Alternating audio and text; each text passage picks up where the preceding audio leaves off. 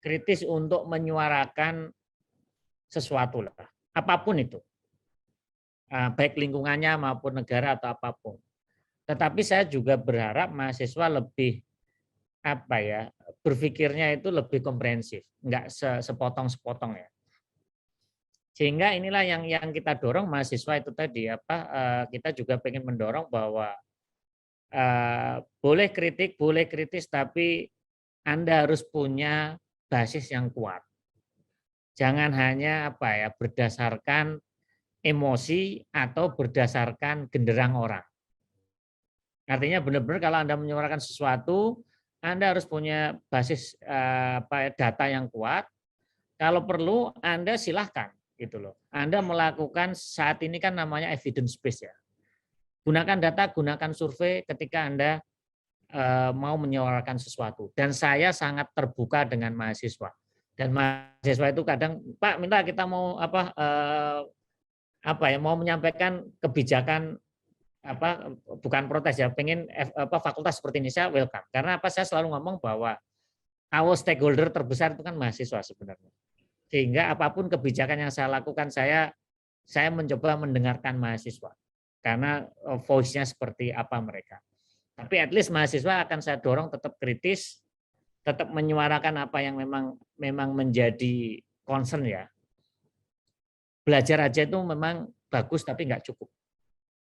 Bu, pinjam mobil. Boleh, tapi nanti anterin ibu arisan dulu sama isin pulsa. Transferin buat bayar arisan, terus nanti ambilin cash juga. Pinjam mobil sekali, nantinya banyak.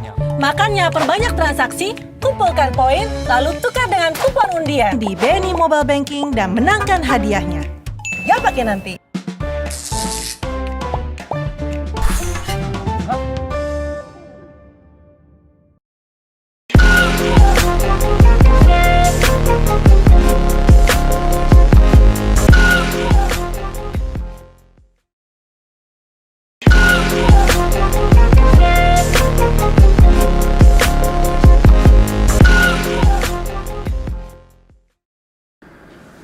Assalamualaikum warahmatullahi wabarakatuh. Waalaikumsalam warahmatullahi wabarakatuh.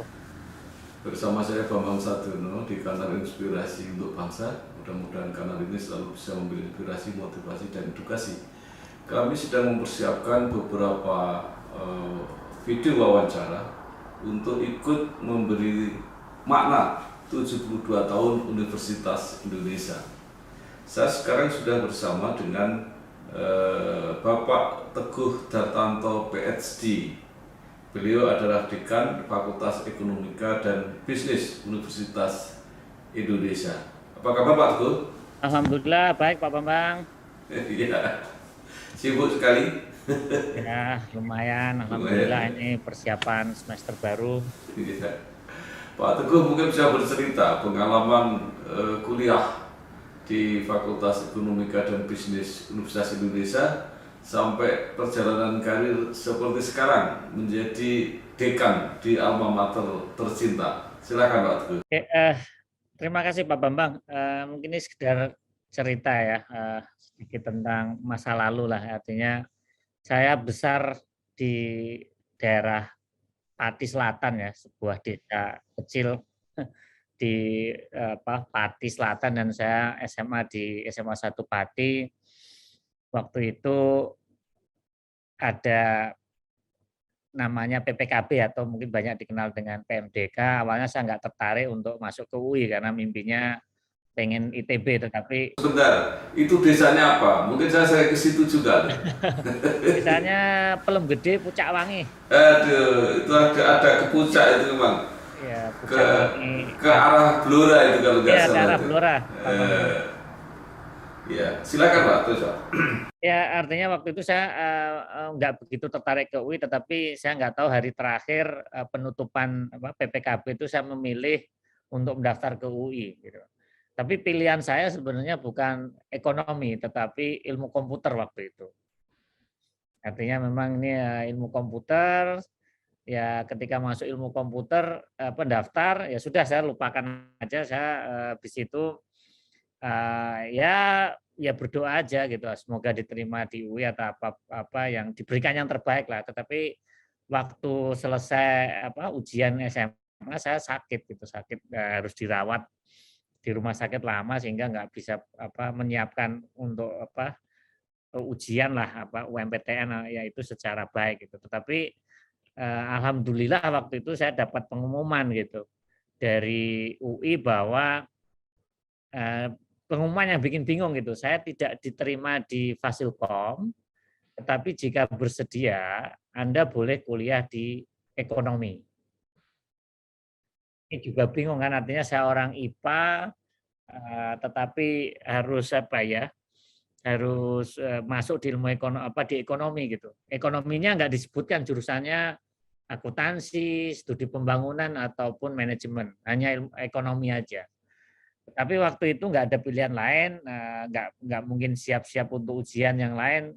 Ya sudah, dengan mungkin sedikit dalam tanda kutip terpaksa, akhirnya saya ya ambillah sekolah di ekonomi gitu.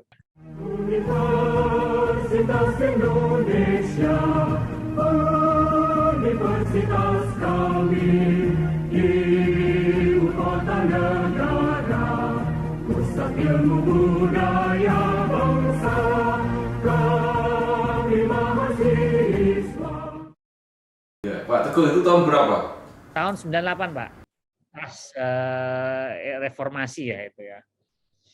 Sehingga waktu itu dengan masuk ekonomi dengan setengah terpaksa ya masuk aja gitu. Nah, karena nama saya T, saya dimasukkannya itu masuk di akuntansi. Urutannya itu bergabungnya dengan teman-teman di akuntansi. Ya saya nikmati, ya bukan nikmati, saya setahun itu ya sebenarnya ya antara terima nggak terima gitu loh. Kan saya orang IPA, mimpinya kan engineer atau apa, tapi ini harus di sosial gitu. Iya, itu yang menarik itu apa hubungannya T dengan akuntansi? Karena gini, kalau PMDK waktu itu atau PPKB itu yang namanya A itu kan urutan di ekonomi itu ekonomi, studi pembangunan, manajemen dan akuntansi, urutan kodenya itu kan. Sehingga karena namanya T yang PPKB itu ya sudah T dikumpulin dengan anak-anak yang memang di akuntansi, karena yang PPKB itu diurut nama dipecah jadi 3 gitu aja. Ya, sehingga tahun pertama temennya ya teman-teman di akuntansi, tetapi akhirnya pada tahun kedua saya memutuskan pindah ke ilmu ekonomi studi pembangunan. Tetapi yaitu tadi saya selalu berpikir bahwa yaitu menata hati waktu itu di tahun pertama. Walaupun mungkin nggak suka, tetapi intinya saya harus punya komitmen gitu loh. Intinya itu sih, saya walaupun mungkin awalnya nggak suka, tapi saya punya komitmen, ya kesempatan itu harus dimanfaatkan. Iya Pak Teguh, ketika pindah ke studi pembangunan, pasti ada alasannya, kenapa? Alasannya saya nggak ada alasan spesifik, padahal sebenarnya orang tua saya dan yang lain-lain itu selalu berpikir ya waktu itu dulu kalau di akuntansi itu gampang kerja lah. Padahal kalau ilmu ekonomi studi pembangunan itu sebenarnya malah jobnya itu adalah ilmu ekonomi susah pekerjaan gitu. Nah, tetapi waktu itu saya berpikir bahwa saya akan bisa berkembang di ilmu ekonomi karena di ilmu ekonomi itu sebenarnya lebih banyak digunakannya adalah logika dan matematika. Nah, karena saya orang IPA sehingga saya merasa cocok di situ dan saya yakin lah saya di ilmu ekonomi studi pembangunan bisa lebih berkembang. Itu sih sebenarnya yang saya rasakan, walaupun memang tetap ada rasa ingin pindah gitu ya ke ITB ke itu, tetapi akhirnya saya jalani dan saya selalu berpikir bahwa itu tadi jangan-jangan apa yang kita inginkan itu belum tentu yang baik gitu menurut semesta lah atau menurut Tuhan. Makanya ya saya nikmati, saya jalani kuliah itu, walaupun sebenarnya waktu kuliah saya juga lebih banyak ini ya bekerja juga untuk mencari saya udah memutuskan untuk mandiri waktu itu. mandiri dari orang tua, ya udahlah saya pengen menunjukkan bahwa saya juga bisa mandiri lah setelah SMA gitu. Maksudnya menghidupi sendiri, sambil kerja. Universitas Indonesia, universitas kami, ibu kota negara, pusat ilmu budaya bangsa, kami mahasiswa. Bekerja sebagai apa? Saya sebagai guru les, Pak. Guru Oh. les anak SMA. Iya. Dan saya menikmati pekerjaan itu sampai 2 tahun lah. Tapi setelah itu saya dapat beasiswa lah tiap tahun dapat beasiswa prestasi, sehingga saya nggak perlu banyak bekerja di luar, sehingga saya banyak bekerja di dalam gitu. Artinya sebagai asisten dosen, asisten riset, dan juga akhirnya aktif di organisasi mahasiswa sebagai ketua himpunan waktu itu. Sehingga mungkin polanya agak berbeda nih. Kalau teman-teman aktif organisasi dulu baru kerja sambilan. Kalau saya kerja sambilan dulu, setelah secara ekonomi relatif kuat baru aktif di organisasi mahasiswa. Jadi sejak mahasiswa sudah menjadi asisten dosen, Ya, asisten ini semester 3 saya sudah jadi asisten gitu. Ini yang mungkin saya juga akhirnya lama-lama saya memahami bahwa mungkin ini adalah jalan yang terbaik saya gitu, karena banyak hal yang ternyata memang dunia saya ternyata dunia di sini gitu loh. Itu yang artinya mungkin secara rezeki, secara nilai juga cukup bagus gitu kan, walaupun nggak suka tapi nilainya lumayan gitu. Waktu sudah lulus tidak pernah ragu untuk terus jadi dosen, karena alumni Fakultas Ekonomi UI itu kan biasanya cepat laris di luar. Waktu itu saya pembimbing saya itu ini yang banyak menginspirasi saya sebenarnya Pak Bambang Brojonegoro ya. Profesor Bambang itu adalah pembimbing skripsi saya, dan itu juga mungkin setahu saya adalah bimbingan pertama beliau di S1, karena beliau juga waktu itu baru pulang juga. Dan saya dibimbing beliau, dan ya saya banyak belajar dari beliau, dan beliau langsung ngomong setelah sidang lulus itu ngomong, kamu kerja jadi asisten peneliti aja di LPEM gitu. Sehingga waktu itu nggak ada pilihan lain untuk kerja di luar gitu ya. Saya samikna wa ta'na lah dengan pembimbing gitu. Saya siap disuruh kemanapun gitu. Universitas Indonesia, universitas kami, ibu kota negara, pusat ilmu budaya bangsa, kami mahasiswa. Padahal Pak Bambang Brojo sendiri malah banyak aktif di luar. Waktu itu masih di dalam, Pak. Waktu itu masih sebagai wakil kepala LPM, dan juga beliau akhirnya jadi ketua jurusan gitu. Tapi beliau langsung ngomong, kamu Teguh, kamu ke situ gitu. Ya, artinya ya saya samina wa ta'na, saya bekerja di LPM sebagai asisten peneliti, dan saya 2 tahun di situ. Sama Pak Bambang ngomong, kamu harus sekolah gitu. Dan waktu itu ya sudah, saya memutuskan sekolah, mencari sekolah apa aja, penting ke luar negeri lah, intinya itu aja. Saya karena pengen sekolah di luar negeri dengan kemampuan pas-pasan, tapi ya mimpi itulah yang membuat kita jadi semangat lah untuk menggapai sesuatu. Akhirnya saya dapat beasiswa ke Jepang gitu. Tahun berapa Pak itu? Saya dapat beasiswa ke Jepang tahun 2005 dengan beasiswa Monbu Kakaguso, itu beasiswa dari pemerintah Jepang. Jadi itu untuk S2 atau langsung ke S3? Itu sebenarnya beasiswanya itu panjangnya 7 tahun, Pak. 7 tahun itu sebenarnya satu sekolah bahasa dulu, terus S2 sama S3. Sehingga sebenarnya saya itu juga sebenarnya dulu minim informasi lah waktu itu. Ya yang penting dapat beasiswa ya udah seneng lah bisa sekolah ke luar negeri gitu. Tapi saya benar-benar nggak tahu ternyata memang sekolahnya itu pakai bahasa Jepang. Nah, itu setelah sana sebenarnya ya nangis-nangis juga gitu kan. Waduh, ini sekolahnya pakai bahasa Jepang gitu. Dan saya ibaratnya blank, nggak punya persiapan sama sekali.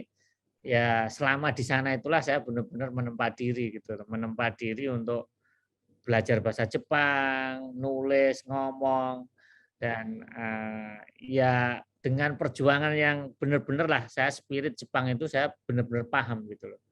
Karena sekolahnya pakai bahasa Jepang itu saya baru paham sebenarnya spirit Bushido-nya Jepang itu saya dapat gitu loh. Universitas Indonesia,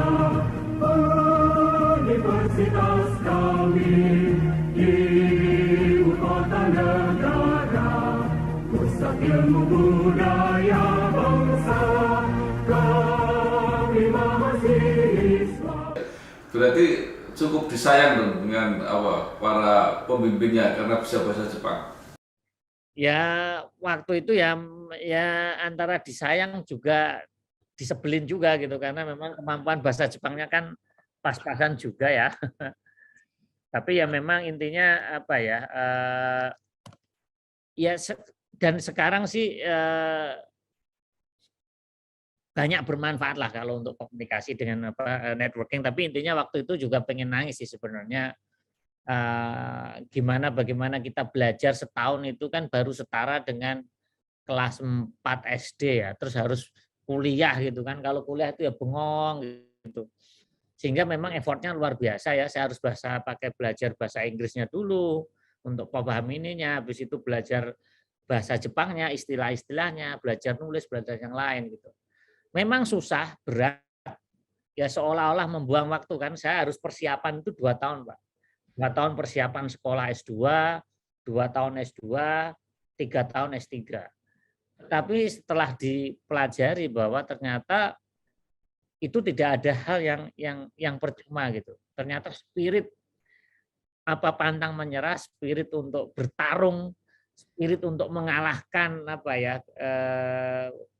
halangan-halangan itu ternyata itu membuat terinternalisasi nilai bahwa spiritnya itu spirit berjuang seperti samurai itu kerasa. Jadi dapat karakternya ya. Karakter itu ini karena memang saya jujur menyampaikan bahwa di Jepang itu memang agak berbeda gitu. Karena kalau kita sekolahnya pakai bahasa Jepang itu benar-benar bagaimana di treatment seperti orang Jepang gitu. Kalau bahasa Inggris ya sama aja keras, tapi memang ekspresinya itu beda lah ya, mereka juga bukan bahasanya itu, sehingga kita benar-benar memahami spirit orang Jepang itu seperti apa itu, dan memang itulah yang menurut saya yang bisa menjadikan saya sampai seperti saat ini itu, spirit itulah yang saya pelajari. Akhirnya sampai dokter selesai tahun berapa? Saya akhirnya master selesai tahun 2009, tetapi akhirnya saya juga berpikir pragmatis waktu itu, Pak Bambang. Pragmatis artinya saya nggak mungkin akan survive kalau saya lanjut sekolah doktor dengan bahasa Jepang. Karena saya sudah merasakan hampir 4 tahun itu, plus saya akhirnya juga sudah berkeluarga, akhirnya menikah ini itu, ya akhirnya saya pindah universitas dengan program bahasa Inggris. Sehingga saya punya pengalaman gitu yang kelas reguler dan kelas internasional. Tetapi memang saya akui bahwa spirit waktu 4 tahun persekolah persiapan S2 dan S2 itulah yang sudah membentuk habit ya, perilaku itu, sehingga ketika dokter, kalau saya ditanya sekolah dokter saya itu lebih ringan dibandingkan sekolah S2. Karena memang perilakunya sudah kebentuk. Saya lulus S3 itu tahun 2012. Tahun 2012 saya lulus S3, saya nggak langsung pulang, saya sempat bekerja setahun di Jepang. Sebagai peneliti di JICA Research Institute.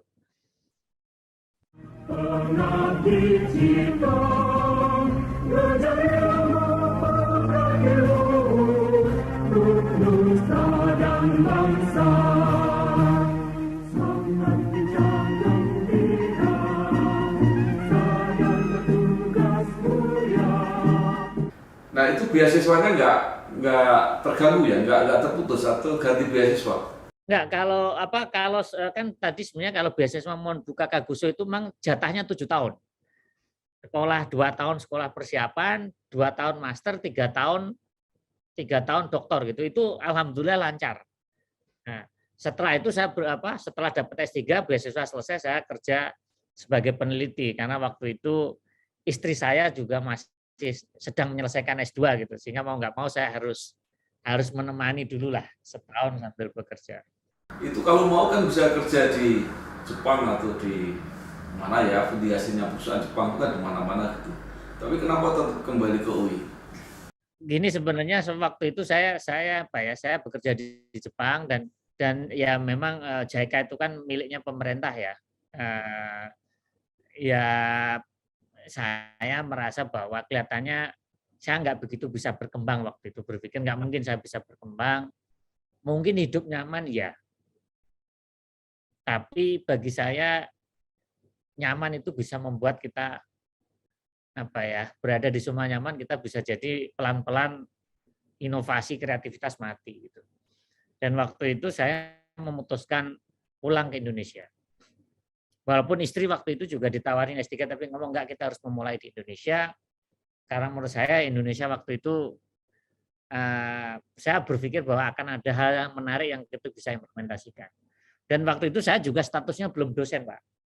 Baru peneliti di LPM dan saya pulang ke Indonesia ke LPM, tapi juga ada alasan lain gitu. Sebenarnya ada wasiat lah dari keluarganya istri untuk mengelola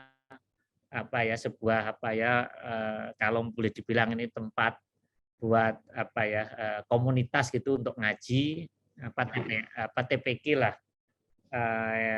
karena ibu mertua bapak mertua udah nggak ada, sempat jalan tapi nggak bagus, diminta ya udahlah kita pulang untuk ngopenin yang berkhidmat kepada pendidikan lah intinya, istri berkhidmat ke pendidikan anak-anak lingkungan sekitar di daerah tepi Sungai Ciliwung dan memberdayakan ibu-ibu. Saya berkhidmat untuk jadi peneliti di LPM. Tapi waktu itu juga tawarannya juga menarik, godaannya Pak Bambang. Waktu itu kan saya doktor, belum punya afiliasi ini, banyak godaannya, banyak internasional donor yang gajinya juga mungkin nggak kebayang, tapi kenapa saya milih LPM gitu. Mungkin saya selalu bercanda gitu. LPM nawarinya 2,5 juta. Sedangkan yang lain nawarannya cuma 3.000, Pak. Nah, mungkin saya lupa bingung antara depan sama belakangnya gitu. Saya ambil yang nolnya banyak, Pak Bambang. Tinggal selfie tabungan jadi. Hidup lebih asik pakai Leven. Hidup lebih asik pakai Leven. Pak Teguh, itu bidang apa ya, spesialisasinya Pak Teguh apa? Saya bidangnya memang saya berubah-ubah Pak Bambang. Dari S1 memang saya banyak ngomong tentang ekonomi regional, bagaimana ketimpangan antar daerah, pertumbuhan ekonomi daerah. S2-nya saya agak bergeser ke arah perpajakan di nasional, fiscal policy. Mungkin mimpinya jadi menteri kali itu. Tapi akhirnya pas S3 saya baru menemukan bidang saya yang sesungguhnya gitu loh. Tentang isu-isu tentang kemiskinan, perlindungan sosial, tentang pembangunan. Dan saya merasa bahwa itulah ternyata saya menemukan diri saya. Bagaimana saya berbicara tentang ketidakadilan. Saya berbicara mengenai bagaimana saya merasakan bahwa seorang desa dari Pucak Wangi harus melakukan mobilitas pendidikan untuk memperbaiki itu. Saya mulai merasakan bahwa hampir semuanya riset-riset saya itu terkait dengan sesuatu yang dekat dengan manusia, orang lah, tentang pendidikan, tentang kesehatan, kemiskinan, dan saya itu enjoy dengan itu. Itu kan ujung semua kegiatan kita, iya. Kegiatan negara itu ujungnya yaitu sebenarnya. Ya. Saya akhirnya memilih sesuatu yang menjadi kalau saya melakukan sesuatu yang menurut saya real lah, bahwa inilah adalah esensi dari apapun itu ya, bagaimana kita membuat society membuat ini tuh lebih baik gitu. Dan bidang saya itu dan saya menekuni itu sampai sekarang gitu. Dan waktu itu juga lagi 2013 saya pulang ke Indonesia. Ya itu tadi, tapi saya memutuskan untuk kembali ke LPM walaupun dengan tawaran yang banyak seperti itu, karena alasannya saya satu. Saya sudah merasakan bekerja di internasional ya, di Jepang. Saya yakin kalau hidup nyaman iya, tetapi saya nggak banyak ide-ide yang pengen saya realisasikan itu mungkin nggak bisa. Tetapi dengan LPM satu itu ya, saya mungkin ada bisa berkontribusi lebih, ada ide-ide baru yang bisa kita realisasikan. Walaupun mungkin duitnya nggak banyak.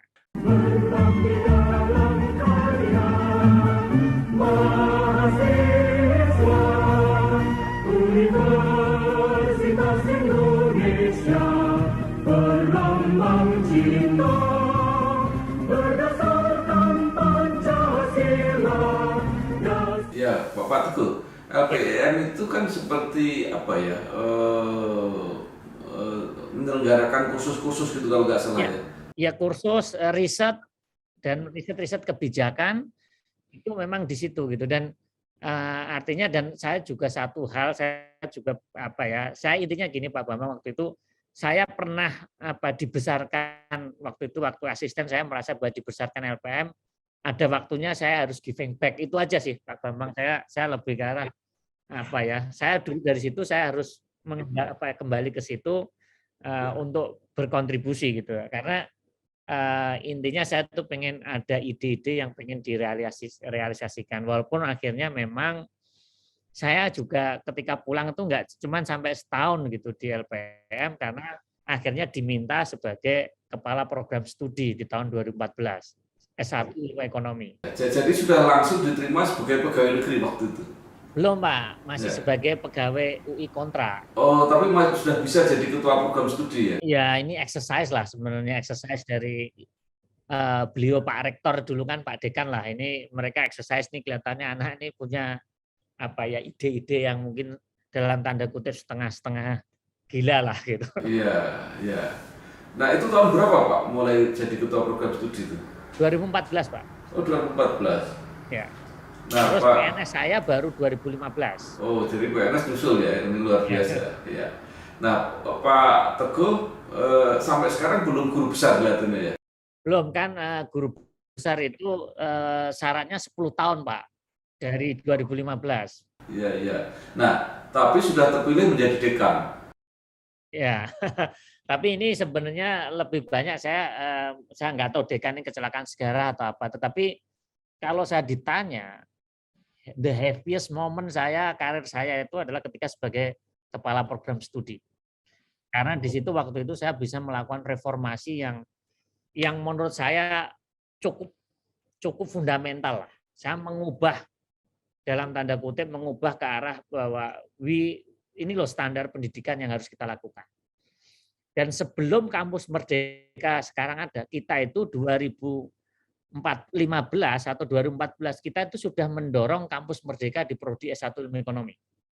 Dan orang waktu itu bingung gitu. Ini orang kaprodinya dalam tanda kutip, kenapa dia berpikirnya seperti itu? Saya ngomong bahwa kita harus berikan kebebasan kepada mahasiswa kita. Itu 2014, 2015 saya sudah berbicara itu sebelum kampus Merdeka. Karena filosofi saya apa? Yang perlu kita berikan kepada anak didik kita itu adalah basic knowledge tentang ekonomi. Dan kita harus menyiapkan mahasiswa kita untuk lebih bisa adaptasi, untuk bisa menjadi pembelajar mandiri. Berdasarkan Pancasila, dasar negara, kobarkan semangat kita demi ampera. Ya, Pak Teguh, kan Fakultas Ekonomi UI ini kan fakultas yang legendaris, artinya sudah menghasilkan tokoh-tokoh besar, tokoh-tokoh penting. Berarti kan pendidikannya sudah bagus. Kenapa harus direformasi? Ya, ini yang mungkin bagi saya yang orang selalu berpikir bahwa kejayaan, kalau ngomong kejayaan, itu bisa dipertahankan begitu aja. Tapi saya berpikir berbeda. Bahwa yes, memang kita sudah menghasilkan. Tetapi tuntutan masa depan itu berbeda. Kita nggak bisa menggunakan cara lama untuk menghadapi masa depan yang berbeda. Itu filosofi saya. Saya berpikir waktu itu. Dan orang banyak yang dalam tanda kutip, ini anak agak-agak ini. Ibaratnya kan sudah terbukti nih FEBU ini menghasilkan produk-produknya luar biasa. Kenapa harus diganti? Tapi saya sudah sampaikan. Itu tahun 2014-2015 saya sudah berpikir. Ke depan ini kita akan menghadapi hal yang berbeda. Dan kita harus menyiapkan anak-anak kita dengan sebuah hal yang berbeda yang bukan kita merubah ya, tetapi kita harus ada definisi ulang bagaimana kita menyiapkan the future dari generasi kita. Ya, itu waktu jadi ketua program studi. Sekarang jadi dekan. Apalagi reformasi besar yang akan dilakukan. Saya itu berbagai macam inovasi bagaimana itu kita lakukan, dan saya berpikir waktu ini nanti 3-4 tahun ke depan itu seperti ini, kita harus prepare seperti ini gitu kan. Itu sudah ini. Dan saya senang lah ketika sekarang MBKM Kampus Merdeka jalan, saya ngomong bagi saya Kampus Merdeka itu bagi saya itu sudah pas gitu. Kita harus the next step lagi gitu kan. Ini yang harus kita pikirkan. Ya, saya 4 tahun jadi Kaprodi. Habis itu saya sebenarnya sudah pengen berhenti lah, saya pengen riset aja, tapi Pak Dekan atau Pak Rektor sekarang minta saya sebagai ketua departemen. Ketua departemen itu nggak hanya membawai S1 aja, tetapi S2, S3 itu di bawah koordinasi saya. Nah, mulai itu saya juga berpikir lagi, nggak bisa departemen itu seperti ini aja. Kita harus futuristik bahwa oh ini tantangan ke depan seperti ini, kita harus melakukan perubahan-perubahan. Dan dosen, saya ngomong, dosen nggak bisa berada di zona nyaman. Itu mungkin orang nggak suka, tetapi saya ngomong kalau kita di zona nyaman kita akan pasti mati. Itu udah prinsip saya ya. Zona nyaman, dan ketika Anda berada di zona nyaman, terus kita berpikir bahwa kejayaan itu masih bisa terus dipegang, itu omong kosong. Kejayaan itu perlu kita kerja keras terus-menerus. Universitas Indonesia, universitas kami, ibu kota negara, pusat ilmu budaya bangsa, kami mahasiswa. Ya, Pak Teguh, Ya. berbagai inovasi-inovasi tadi, perubahan-perubahan itu kan sudah beberapa lama ini. Itu sudah terukur atau belum? Artinya terbukti dengan hasil-hasilnya apa? Oke, yang di S1 Pak, yang di S1 itu dulu sebelum saya masuk jadi Kaprodi itu yang exchange ke luar negeri itu hanya 3. Setelah 4 tahun berikutnya itu hampir 30 orang. Hampir 1/4 mahasiswa kita pergi ke luar negeri. Artinya setelah itu sistem-sistem perankingan, sistem ranking dunia, sistem di kementerian itu dihitung, itu jadi hal yang penting. Tapi saya berpikirnya kita sebelum 4 tahun sebelumnya itu nggak berpikir ini akan kaitan dengan ini, tapi saya ngomong this is the future. Itu satu. Berbagai inovasi yang kita lakukan akhirnya memang mulai kita bergerak. Riset-riset kita juga mulai bagus. Artinya yang dosen-dosen itu nggak hanya konvensional zona nyaman, tapi benar-benar saya pusing extra mile. Kamu harus extra mile. Dosen nggak bisa lagi ngomong bahwa yang mungkin berat waktu itu adalah saya dengan clear waktu jadi ketua departemen atau prodi, dosen dan mahasiswa itu sejajar. Dan ini tantangannya berat. Bahwa kita adalah partner. Ini berat tantangan ini. Waktu itu belum masuk ada kurikulum yang baru, ini baru. Dan kurikulum baru menyatakan bahwa dosen itu adalah fasilitator. Nah, saya berarti ngomong, oh benar kan dulu yang saya pikirkan gitu. The future itu seperti ini. Dan ketika dosen itu sekarang itu fasilitator, maka terjadi perubahan bagaimana interaksi dosen di kelas itu udah berubah. Nah, itu yang seperti itu terukur. Artinya memang reform itu memang lebih ke arah ini gitu. Terus saya 2 tahun jadi ketua departemen, akhirnya saya harus jadi wakil dekan. Ya jadi wakil dekan, ya akhirnya nggak hanya mikir ilmu ekonomi aja, tapi akuntansi manajemen ini, ya itu yang akhirnya apa? Spirit itulah yang dari pengalaman saya dari Kaprodi ketua departemen itu saya tularkan ke departemen yang lain. Saya ngomong bahwa kita nggak mungkin mereplikasi 100% apa yang saya lakukan untuk prodi yang lain. Tetapi saya selalu ngomong bahwa cari spiritnya.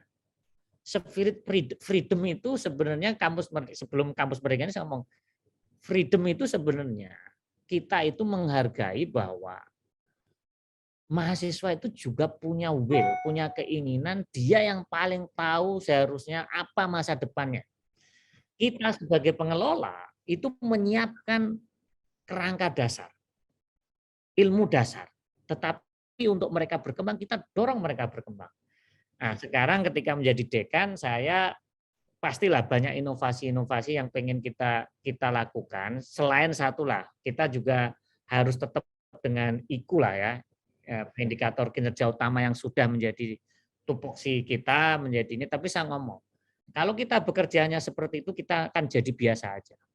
We have to beyond dari apa yang orang lakukan.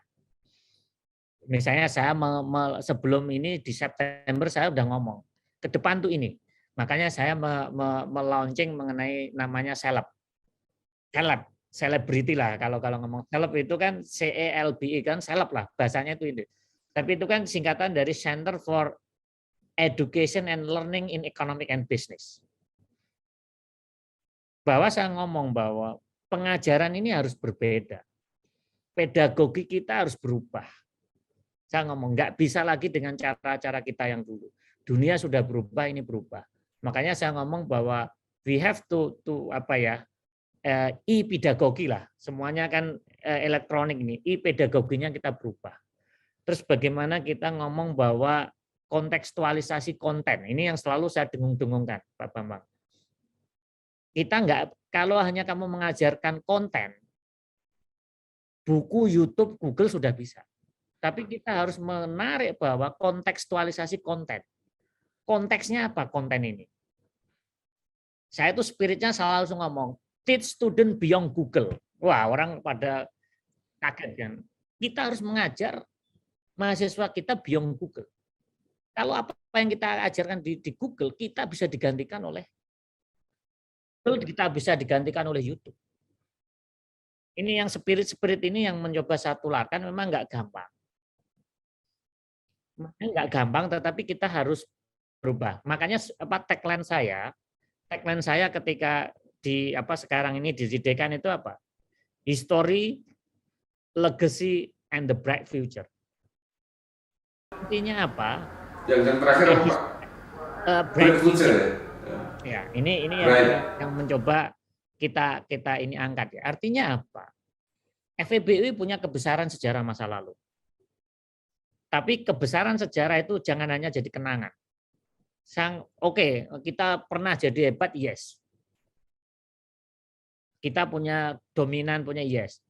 Legacy sekarang, ya. Banyak dari alumni FEBUI dominan di bisnis, di pemerintahan, ya.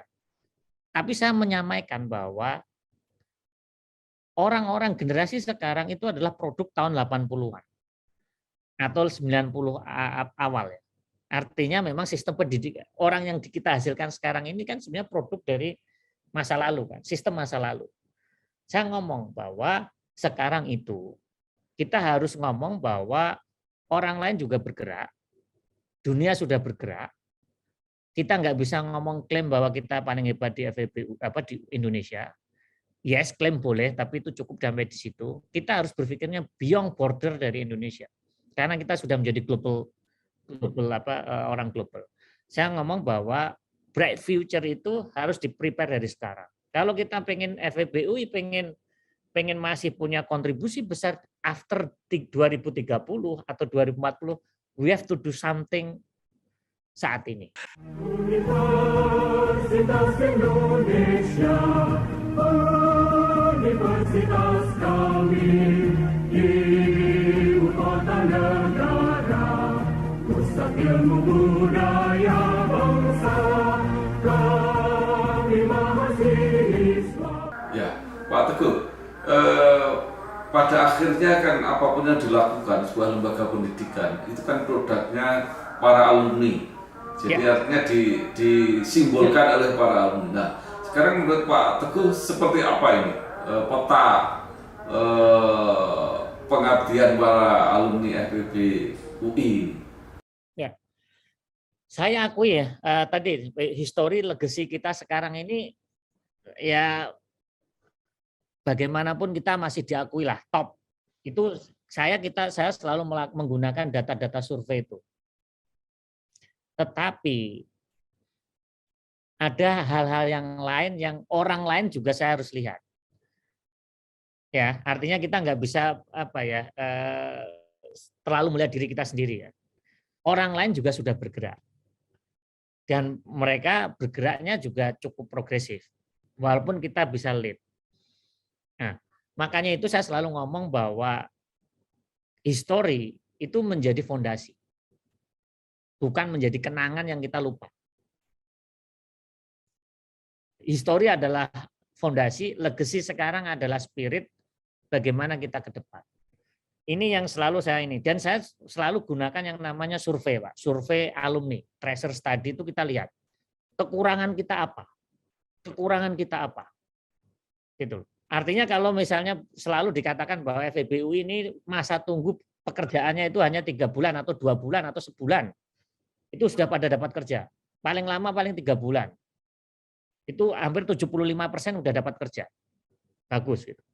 Tapi saya ngomong bahwa ketika ada report gitu, saya ngomong bahwa saya nggak mau cuman dapat dengar berita yang bagus. Berita bagus itu oke. Tapi saya pengen berita yang atau informasi yang apa yang harus kita lakukan. Continuous improvement-nya apa? Kalau hanya kita mendengar berita bagus, senang, wah ini kita bisa berhenti berinovasi, berhenti bergerak. Ya, Pak Teguh Dartanto, ini sudah agak panjang, jadi saya ingin terakhir pada waktu masuk 1998 itu situasi politik itu sangat sangat dinamis dan mahasiswa UI itu termasuk yang sangat kritis turun ke lapangan. Nah, selain bagaimana sekarang aktivitas mahasiswa UI di luar kegiatan belajar mengajar, atau apa pandangan Pak Teguh? Seharusnya mahasiswa itu seperti apa? Belajar tekun atau juga involved terhadap masalah-masalah di lingkungannya, atau seperti apa? Dan sekarang masih terjadi kelihatannya di UI. Ya. Dunia sudah berubah, mungkin juga saya tetap berharap bahwa mahasiswa itu tetap kritis ya. Kritis untuk menyuarakan sesuatu lah, apapun itu. Baik lingkungannya maupun negara atau apapun. Tetapi saya juga berharap mahasiswa lebih berpikirnya itu lebih komprehensif, enggak sepotong-sepotong ya. Sehingga inilah yang kita dorong mahasiswa itu tadi kita juga pengen mendorong bahwa boleh kritis, tapi Anda harus punya basis yang kuat. Jangan hanya berdasarkan emosi atau berdasarkan genderang orang. Artinya benar-benar kalau Anda menyuarakan sesuatu, Anda harus punya basis data yang kuat. Kalau perlu Anda silahkan gitu loh. Anda melakukan saat ini kan namanya evidence based ya. Gunakan data, gunakan survei ketika Anda mau menyuarakan sesuatu. Dan saya sangat terbuka dengan mahasiswa. Dan mahasiswa itu kadang, Pak, minta kita mau mau menyampaikan kebijakan bukan protes ya, pengen fakultas seperti ini, saya welcome. Karena saya selalu ngomong bahwa our stakeholder terbesar itu kan mahasiswa sebenarnya. Sehingga apapun kebijakan yang saya lakukan, saya mencoba mendengarkan mahasiswa. Karena voice-nya seperti apa mereka. Tapi at least mahasiswa akan saya dorong tetap kritis, tetap menyuarakan apa yang memang menjadi concern ya. Belajar aja itu memang bagus tapi nggak cukup. Itu Pak. Hidup lebih asik pakai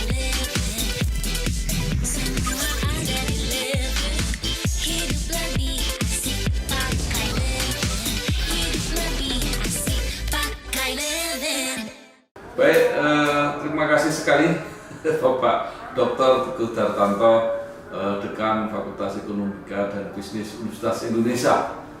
Banyak sekali pencerahannya, gagasannya, wawasannya, konsep-konsepnya, dan juga bagaimana menyiapkan mahasiswa yang ideal, kritis boleh, tetapi juga harus berbasis kepada ilmu lah, kira-kira seperti itu. Jadi tidak sekedar emosional dan mengikuti arus apa yang sedang terjadi di masyarakat.